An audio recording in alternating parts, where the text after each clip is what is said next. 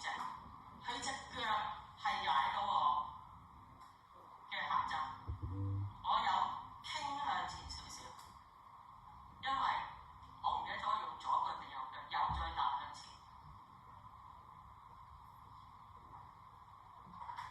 點解個同學都企定定喺度去聽個導遊，咪聽個領隊講嘢咁嘅姐姐？點解啊 B 同學你會喺我後邊跑過咧？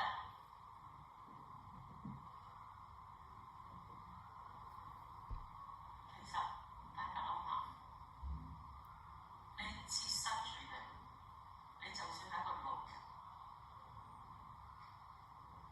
你俾人第一次咁撞，第二次又咁撞，你有咩感受？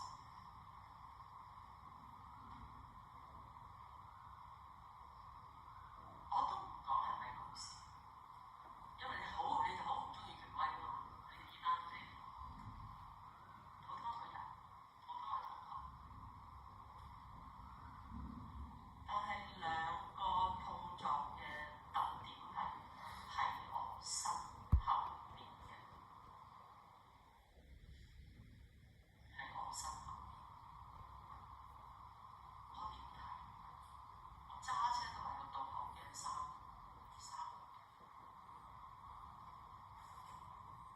如果喺上海嗰日係第4日嚟嘅，我真係喺其中一次跌低，我啲同學又好開心。你知唔知？其實我跌低嘅後果係好嚴重。講個笑話俾你聽。我行街，我搭地鐵，我其實盡量都唔搭地鐵，除非嗰度冇青牌嘅，我睇醫生冇青牌，我先至搭地鐵。我搭地鐵，我行喺街上面，我要貼牆行，知點解？因為貼牆行咧，我企中間咧，啲人會好急㗎嘛。我覺得隔離嗰啲會撞埋嘅咧，我係第一手。A 同學，你咩原因去做你嘅行為？我唔深究，因為始終都係唔會認㗎啦。咩嘅行為？咩原因？B 同學，你用咩行為？你咩原因？我都唔深究。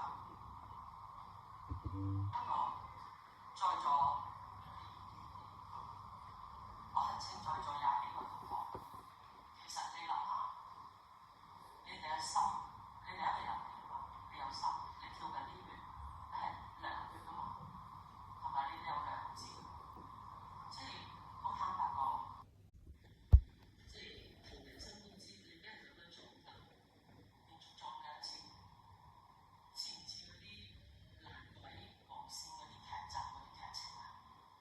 似唔似啊？唔似，原來都會發生。如果你俾人撞，